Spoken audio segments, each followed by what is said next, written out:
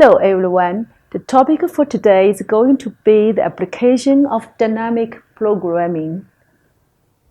What I'm going to begin with is summarizing the general steps for solving DP problem, which includes identify stages and construct the state variables. Second, set decision variables and write the transformation equation. The third, write value expression and objective function. The fourth, write recursive equations and computer the problems stage by stage. And this is the recursive function. It consists of this one is the immediate decision variable, and this is the optimal value of the remaining stage. We also need the boundary condition. Here, the optimal, we usually take maximum or minimize to be taken according to the meaning of the equation. In the previous lectures, we discussed two examples of application of DP, which are the shortest route problem and the network and the performance problem of WHC allocate 5 medical teams to 3 undeveloped countries to maximize the total effectiveness of the 5 teams. The example thus far has discrete state variable Sn at each stage, and it can be solved through tabular computation by considering each of its feasible value individually. The example we are going to discuss is different in both respects, rather than being restricted to integer values. A state variable Sn at stage n is a continuous variable and can be taken on any value over a certain interval. Since Sn now has an infinite number of values, it is no longer possible to consider each of its feasible values individually. Rather, the solution for Fn and Xn must be expressed as a function of Sn. Now let's look at this example. Scheduling experiment levels. The workload for the local job shop is subject to considerable seasonal fluctuation. However, machine operators are difficult to hire and costly to train, so the manager is reluctant to lay off workers during the slack seasons. He is likewise reluctant to maintain his peak season payoff when it is not required. Since all work is done to customer orders, it is not possible to build up inventories during slack seasons. Therefore, the manager is in a dilemma as to what policy should be regarding employment level. The following estimates are given for the minimal employment requirements during the 4 seasons of the year for the foreseeable future. As we can see, spring, the requirements is 255, 20, 40, 200, and this is a circle. Spring, summer, autumn, winter, and spring. Employment will not be permitted to fall below these levels. As employment above these levels is vested at approximately cost of 2,000 per person per season. It is estimated that the handling and finding costs are such that the total cost of change and the level of employment from one season to the next is 200 times the square of difference in employment level. Fraction levels of employment are possible because of a few part-time employees, and the cost data also apply on a fractional basis. For a dynamic programming formulation, the seasons should be the stage because spring employment is known. It is possible to consider only one cycle of 4 seasons ending with the spring season as summarized below. Stage N. There are 4 stages. Stage 1 is summer, autumn, winter, then spring. It is necessary that the spring season be the last stage because the optimal value of the decision variable for each state at the last stage must be either known or obtainable without considering other stages. For every one other season, the solution for the optimal employment level must consider the effect on costs in the following season. Now, decision variables xn, it means employment level for stage n. It's also 4 stages. And in stage 4, it's 225 as here, the spring. On the base of the data available, it is not worthwhile to have the employment level go above the peak season requirement of 255. Therefore, spring employment should be at 255, and the problem is reduced to finding the employment level for another 3 seasons. Now we assume Rn means minimal employment requirement for stage n. Well, these requirements were given earlier as this table. We know R1 is 220, R2 is 240, R3 200, and R4, of course, is 255. Thus, the only feasible value for xn are xn is more than Rn but less than 255. That's referring to the cost data given in the problem statement. We have the cost for stage n as this equation. Just now, employment above requirements is vested at a cost of 2,000 per person per season. So it's here.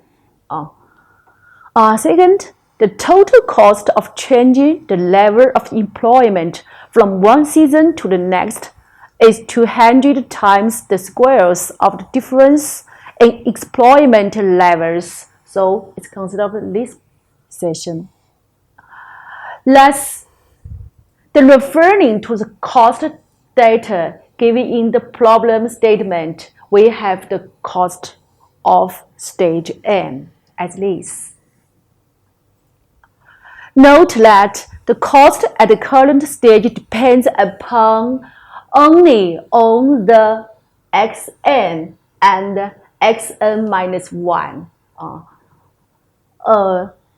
which means the employment in the preceding season.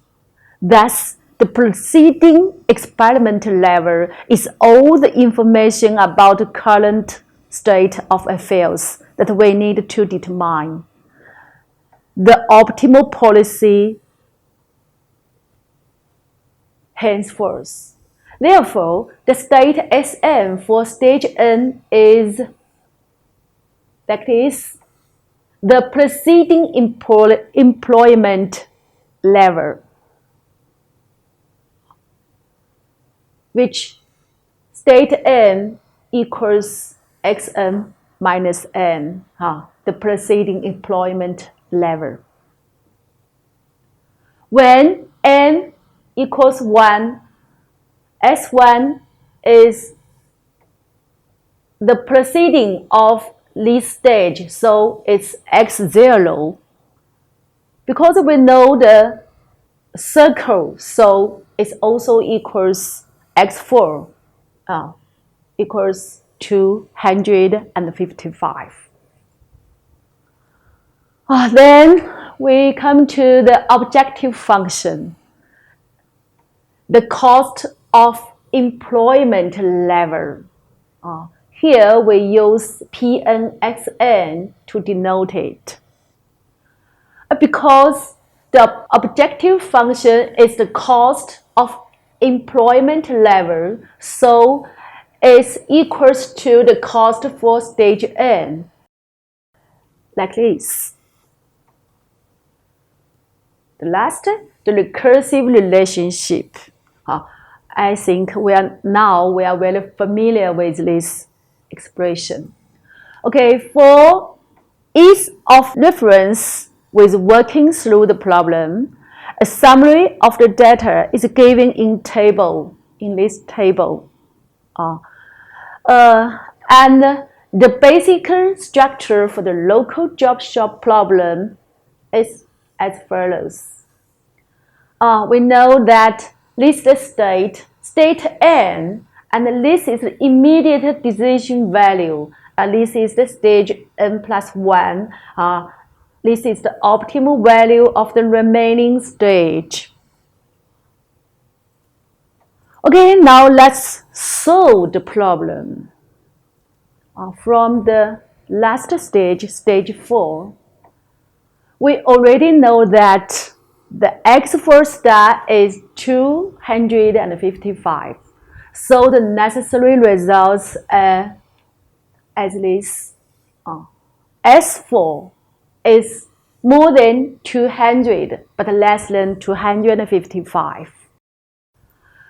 We write its function as according to the recursive function. It equals to the immediate value plus the optimal value of the remaining stages. So because F5 equals 0, so F4 is minimal P4. We calculate it and get the value. Then we get to the stage 3. According to this table, we can write its function as this. P3 and the F4 we calculate it just now, and we substitute it into this equation, and we get the problem of optimal stage, the value of stage 3 to the end. Now we should maximize this equation as x3 in this interval. In order to determine the minimized value, we use calculus method. Set the first derivation of f3 with respect to x3 equals to 0. the course is like this. And we get the optimal value of x3 is like this. Okay, then we get to the stage 2.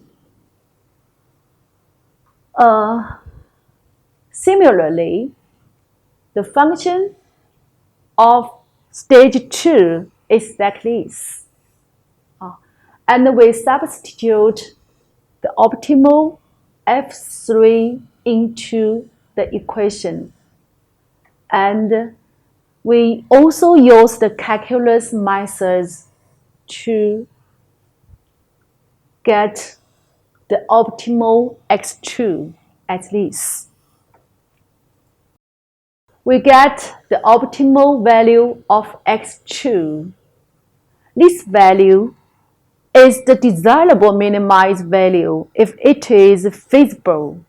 We can see that x2 is between 240 and 255, while s2 is 220 and 255. So, if this optimal value of x2 is optimal if the S2 is in this interval. Therefore, we still need to solve for the feasible value of x2 that minimize f2 when s2 is in this interval. Because we know that s2 is between 220 to 255, while x2 is in this interval. So if s2 is between 220 and 230, we still need to solve for the feasible value of x2 that minimize f2. So the key to analyzing the behavior of f2 over the feasible region for x2 again is the pressure derivation of f2 when s2 is smaller than 240. We use this partial derivation. We can see that it's always more than 0. So that x2 equals 240 is the desired minimizing value. And summarize the course, we get these results. Then we came to the stage 1.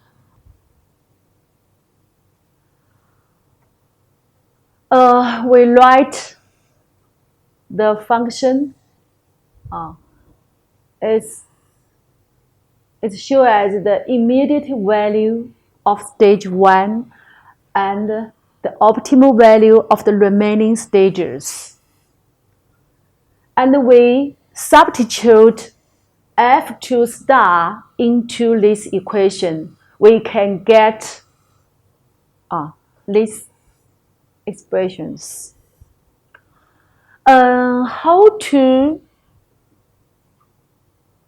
solve the minimize of f1? We should split it into 2 cases. For the first case, considering the first case, well, x between 220 and 230, we have this equation. And solve it, we can get that x1 equals 230 is the minimizing value of f1 over the region 220 to 230.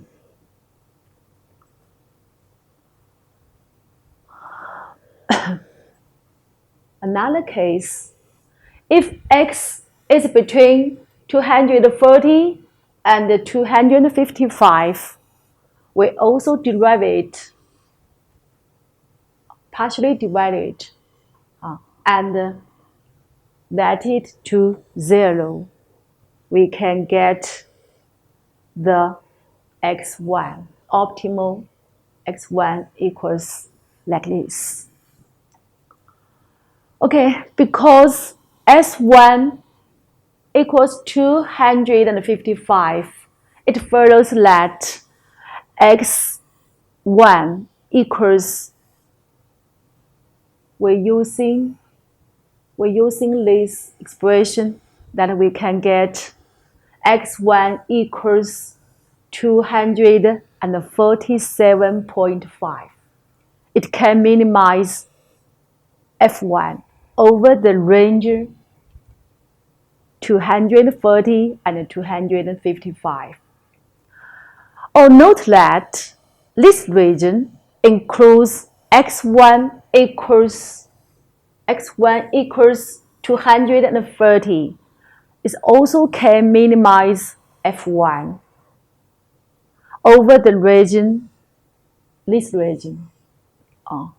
Consequently, we now can conclude that x1 equals 237.5. Also minimize f1 over the entire feasible region between 230 and 255. Hence, we can get that the optimal value of f1 is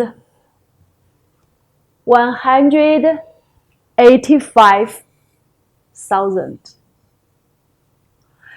Therefore, by tracing back through the tables for N2, 1, 2, 3, 4, we're tracing back through the tables, and N2, 4 respectively are setting, and we can setting Sn equals xn minus 1 star.